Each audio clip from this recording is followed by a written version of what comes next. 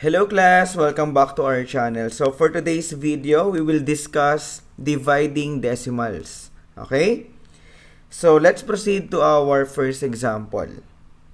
12.6 divided by 0.3. So first step natin dito guys is to set up our division. Okay? 12.6, that is our dividend.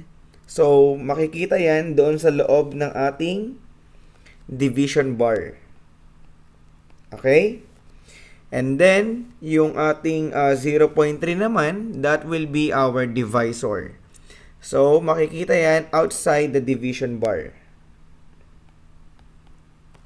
Okay? So, after natin ma-set up yung ating division, ang next step natin is we will move the decimal places. Okay? I-move natin yung ating decimal point hanggang mawala yung decimals ng ating divisor. Okay, so in this case, magmo-move tayo ng isang beses para yung 0.3 natin maging 3. Tama? So kung nag-move tayo ng isang beses dyan, dapat doon sa ating dividend, magmo-move din tayo. Nakuha ba? So, yung 12.6 natin doon sa ating dividend, magiging 126. Nakuha yung ating first step, guys. So, again, ang first step natin dito, nag-move tayo ng decimal point hanggang mawala yung decimal ng ating divisor. Okay? And then, after that, pwede na tayo mag-divide. So, do the normal division. So, try natin. So, 1 divided by 3 cannot be yan. So, magpo-proceed tayo kay 12. Tama? 12 divided by 3, that is equal to 4. Then, after that, i-multiply natin yan dito. Tama? So, 4 times 3, that is 12. And then, after getting the product, subtract. Magma-minus tayo. Okay? So, 12 minus 12, that is 0. So, ang gagawin nyo lang, just bring down 6. Okay? Then next, divide natin to.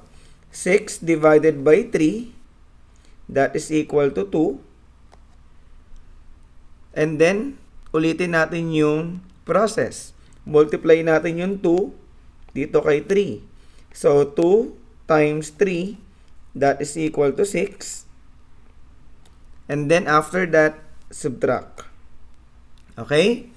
So, 6 minus 6, that is equal to 0. So, the remainder is 0. And the quotient, pag dinivide natin, si 12.6 by 0.3, ang final answer natin ay 42. Okay? So, next, let's proceed to our second example. 3.45 divided by 1.5. So, again, si 3.45, that is our dividend. So, makikita yan sa loob ng ating division bar. And then, si 1.5, that is our divisor. So, makikita yan outside the division bar. Okay? So, dito guys, kung mapapansin nyo, yung ating divisor, meron siyang 1 decimal places, or 1 decimal place, rather. Okay? So, we need to move. Move tayo ng isang beses para mawala yung kanyang decimal place. Kung nag-move tayo dyan, dapat kay dividend, mag-move din tayo. Okay? So, kung isang beses lang tayo nag-move, isang beses lang din tayo kay dividend. Okay, so then write the new division. So we have 34.5. Okay, dito yon yung ating dividend divided by 15. Tama? And then, do the normal division. So, try natin. 34 divided by 15, that is equal to 2. And then, after that, multiply natin yan dito.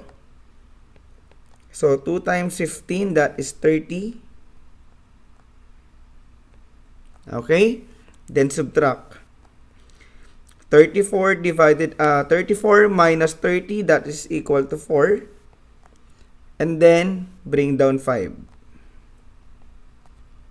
Okay? Next, divide. 45 divided by 15, that is equal to 3. And then repeat the process. Multiply. 3 times 15, that is equal to 45. Okay? And then subtract. 45 minus 45, that is equal to 0. So the remainder is 0.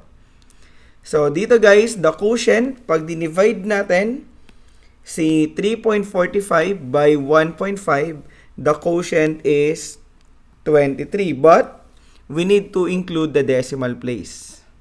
Okay, kung mapapansin nyo, meron tayong decimal point dito. Okay, i-input natin yan doon sa tapat niya. So yung 23 natin magiging 2.3. Okay, so ang final answer natin dito is 2.3. Ito yung ating quotient. Okay guys, so next, let's have another example. 6.5 divided by 0.05. So try natin.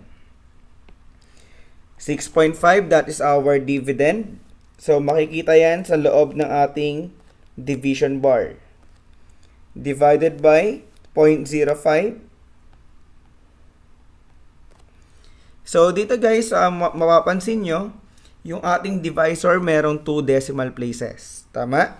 So kailangan natin mag-move twice. 1, 2. So magiging 5 yan. Then dito sa ating dividend, mag-move din tayo twice. Since dalawang beses tayo nag-move doon sa ating divisor. 1, 2. Okay, then add 0. Then write the new division. We have 650 divided by 5. Tama? Then do the normal or the usual division. So try natin. 6 divided by 5, 1. Then multiply natin yan dito guys. 1 times 5, 5. Then subtract. 6 minus 5, 1. Then bring down 5. Tama? Then divide. 15 divided by 5, that is equal to 3. And then repeat the process. Multiply natin yan. 3 times 5, that is equal to 15. And then subtract. 15 minus 15, that is 0. And then bring down 0. Tama? Then divide. 0 divided by 5, that is 0. Okay? And then repeat the process. 0 times 5, 0. Then subtract 0. So we don't have any remainder. And since wala naman tayong decimal point dito sa ating dividend, this will be our final answer. So 6.5 divided by 0.05, the quotient is 130. Okay guys? So next, let's proceed to our last example. 536 divided by 0.2. Okay? So 536, that is our dividend. Nasa loob yan ng division bar, divided by 0.2. So since yung ating divisor merong isang decimal place, so we need to move. Okay, isang beses lang. So move tayo. 1. Then add tayo ng 0. So the new divisor would be 5,360 divided by 2. Okay? Then do the usual division. 5 divided by 2, that is 2. And then multiply. 2 times 2, 4. And then subtract. Okay? 5 minus 4, that is 1. Then bring down 3. 13 divided by 2, that is 6. Then repeat the process. 6 times 2, that's 12. And then subtract. 13 minus 12, that is 1. And then bring down 6. Tama? And then 16 divided by 2, the answer is 8. And then again, repeat the process. 8 times 2, that is 16. And then subtract. 16 minus 16, that is 0. And then last, bring down 0. Okay? And then 0 divided by 2, that is 0. And then again, repeat the process. So, since 0 yan, the remainder is 0. Okay?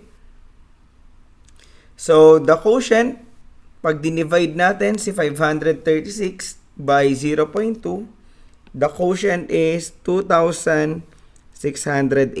Final answer. Okay, guys?